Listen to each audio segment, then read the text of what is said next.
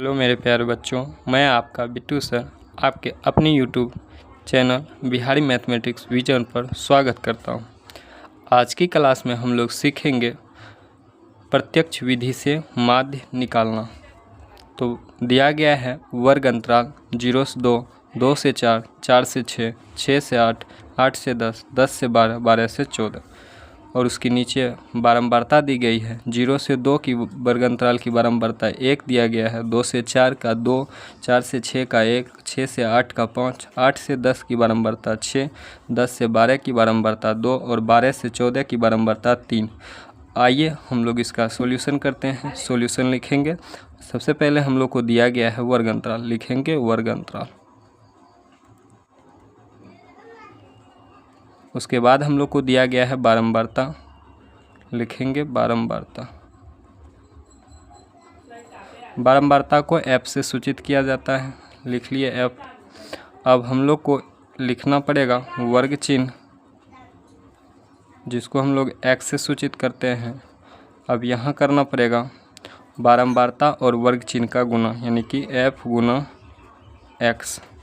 तो वर्ग अंतराल हम लोग को दिया गया है 0 से 2, जिसकी बारंबारता 1, 2 से 4 जिसकी बारंबारता 2, 4 से 6 जिसकी बारंबारता 1 दिया गया है, 6 से 8 जिसकी बारंबारता 5 दिया गया है, 8 से 10 जिसकी बारंबारता 6 दिया गया है, 10 से 12 जिसकी बारंबारता हमको 2 दिया गया है, 12 से 14 जिसकी बारंबारता हम लोग को 3 दिया गया। तो छात्र अब हम लोग वर्ग चिन्ह निकालेंगे और वर्ग चिन्ह का जो फॉर्मूला होता है निम्न वर्ग सीमा प्लस उच्च वर्ग सीमा बटे 2। तो निम्न वर्ग सीमा पहले वाले को कहा जाता है, उच्च वर्ग सीमा दूसरे वाले को कहा जाता है। तो इस प्रकार से 0 हम लोग का निम्न वर्ग सीमा हुआ और 2 ऊपरी वर्ग सीमा हुआ।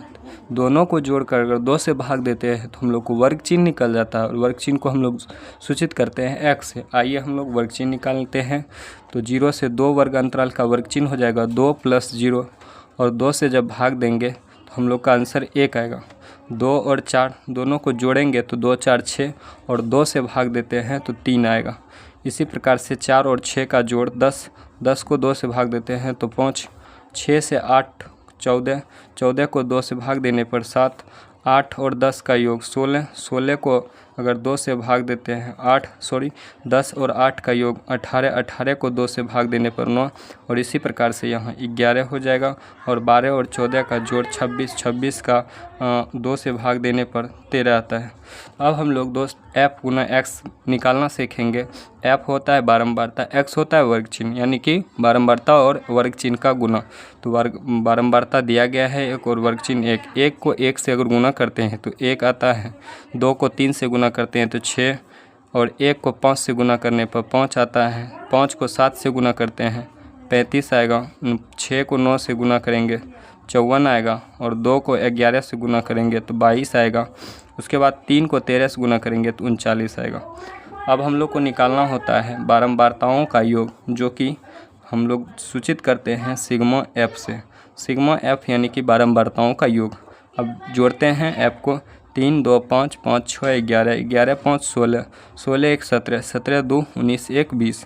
हम लोग का सिग्मा f प्राप्त हुआ 20 और हम लोग को fx का जोड़ करना पड़ता है, जिसको हम लोग कहते हैं सिग्मा fx, जो कि 9 2 11, 11 4 15, 15 5 20, 5 25, 6 31, 31 1 32, 32 का हम लोग लिखते हैं 2, बाकी 3, 3 2 5 5 5 10, 10 3 13 और 13 में 3 अगर जोड़ते हैं तो हम लोग को प्राप्त होता है 16। अब हम लोग माध्य बराबर फार्मूला जानते हैं। माध्य बराबर फार्मूला होता है सिग्मा fx बटे सिग्मा f। सिग्मा fx हम लोग निकाले हैं 162, तो लिखते हैं 162 और सिग्मा f निकाले हैं 20, तो सिग्मा fx 162 हम लोग को 162 और बटे 20 हुआ।